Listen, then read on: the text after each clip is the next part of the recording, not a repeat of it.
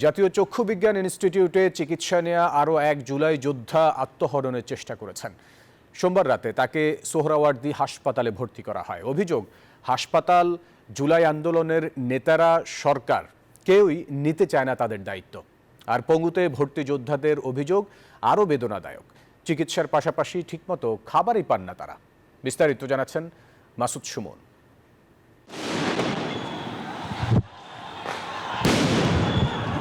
Police ও আওয়ামী লীগের সশস্ত্র সন্ত্রাসীদের বেহিসাবি গুলির সামনে দাঁড়িয়ে তাজা রক্তের রাজপথ রাঙিয়ে শত শত জীবন দিয়ে 16 বছরের স্বৈরশাসককে দেশ থেকে বিতাড়িত করে 18 কোটি মানুষের অধিকার ফিরিয়ে দেওয়ার পথ সুগম করেছিল দেশের লাখ লাখ মানুষ। সে যুদ্ধে গুরুতর আহত হয়ে এখনো হাসপাতালে হাজার হাজার যোদ্ধা।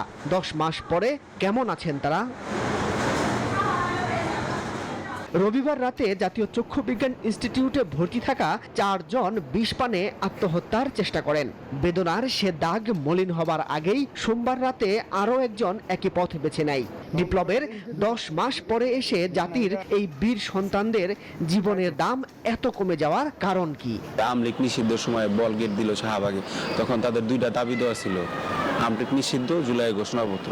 কিন্তু আমলিক নিষিদ্ধ হয়ে গেছে, তারা চলে গেছে।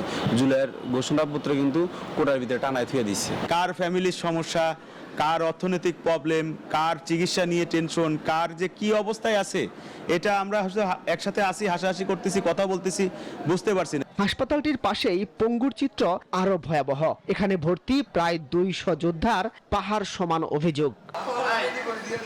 দুপুর 2টার চিত্র এটি। পায়ে স্নাইপারের গুলি নিয়ে মারাত্মক আহত কাজী জাবের পরিমাণ মতো খাবার না পেয়ে হাসপাতালের বেডের পাশেই রান্না করছেন। আর এখানে 2 জনের খাবার, একজনের না। খাবারের মান অত্যন্তই খারাপ, যে কারণে রান্না বান্না করতে হয়। এই হাসপাতালে ভর্তি থাকা প্রায় সবার চিত্র একই। এক পা না থাকা কিংবা পায়ে খাঁচা পরানোদের সেবায় থাকা পরিবারের একমাত্র সদস্য পান না হাসপাতালের খাবার। হাসপাতালের দেয়া এক টুকরো মাছে পুষ্টির ঘাটতি পূরণ না হওয়ায় রান্নার পথ বেছে নিচ্ছেন প্রায় সবাই।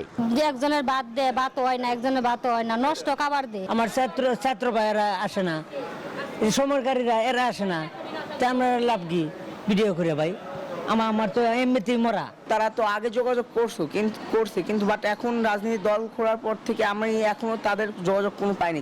অভিযোগ এখানেই শেষ নয়। চিকিৎসা আন্দোলনের নেতাদের সীমাহীন অবহেলা, পুনর্বাসন না পাওয়া সহ নতুন সংকট, নিজস্ব টাকায় প্রাইভেটে নানা পরীক্ষা করানো।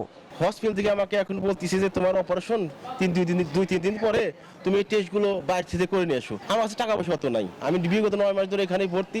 বই পড়ে সময় কাটানো ইঞ্জিনিয়ার সৌরভের সাথে করা হয়েছে চরম বিশ্বাসঘাতকতা। পর্যবেক্ষণ ও থেরাপি ছাড়া আর কোনো চিকিৎসার দরকার নেই জানিয়ে দেওয়ার পর বাহিরে পরীক্ষা করে সৌরভ জানতে পারেন চরম অবহেলায় এখন তার পা বাঁচানো দায়। ডায়াগনোসিস করার পরে দেখেন এটা কয় তারিখের, 16 তারিখের। আমার রিপোর্টে এটা আসে যে আমার পায়ের এত খারাপ অবস্থা, বাজে অবস্থা, যে আমার এই দেশে ট্রিটমেন্ট নাই।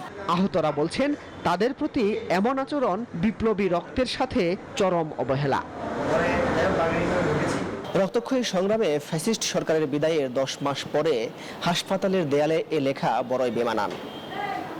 জুলাই যোদ্ধারা বলছেন তারা বেশি কিছু চান না, চান জুলাই আন্দোলনের সুফল নিশ্চিত হোক শিক্ষা ও স্বাস্থ্যের মতো মৌলিক অধিকার। মাসুদ সুমন, নিউজ 24, ঢাকা।